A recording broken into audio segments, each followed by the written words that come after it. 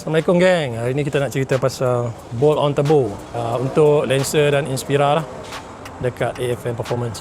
So untuk pengenalan, enjin Lancer dengan Inspira ni sama lah, 2.0, 1.8 dan 2.4. Sebenarnya semua boleh bolt on turbo, tak ada masalah, dan boleh tune. Ini yang kita nak tunjuk ni adalah enjin yang ni 1.8 manual. So kita kasih bolt on turbo, kita tengok macam mana dia punya performance. So kat sini ada beberapa benda lah yang kita dah custom kan. Dia punya piping atas, piping ni kita akan ubah sebab dia terlampau kecil kalau kita tengok piping intercooler atas ni. Kereta ni dah ada fuel regulator, solenoid. Engine masih engine NA dan 1.8 lah. So yang ni manual, kita dah tukar clutch dia siap-siap. Clutch kita pakai clutch yang lagi tahan lah. Maknanya bukan clutch standard yang plug and play lah.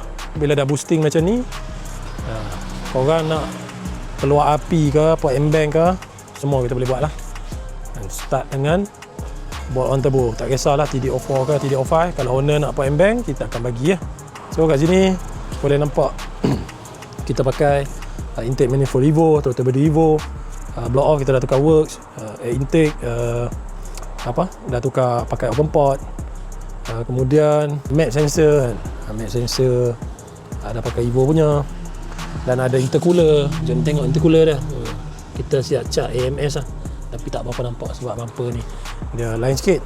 Kalau macam bumper yang tu clear sikit lah, boleh nampak banyak sikit lah. Kat situ boleh tengok manifold. Kita pakai TD04 kan, manifold Rally Art, turbo Rally Art. Okay, kita akan cuba port and bank.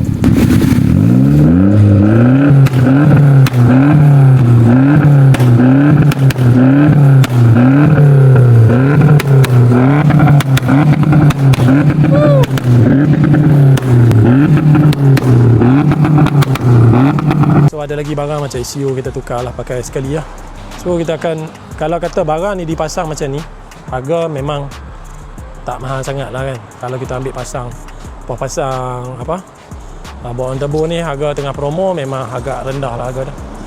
Tapi kalau nak complete, siap barang-barang sikit, siap ada piping, siap ada block off, siap ada fuel regulator, nak tune, harga akan berubah sikit lah. So yang ni kita buat sekali dengan exhaust lah, tapi kita akan suggest kat customer dan tengok dia minat exhaust macam mana kan. So siapa yang nak bolt on turbo untuk kereta Lancer Inspira, tak kisahlah 1.8, 2.0 ke 2.4, boleh rujuk AFM Performance. Masa sekarang kita ada promo, tapi Roger dulu tengok atas stok jugalah kan, dan availability lah, sebab kita ada lagi kereta in queue yang kita masih belum siapkan lah.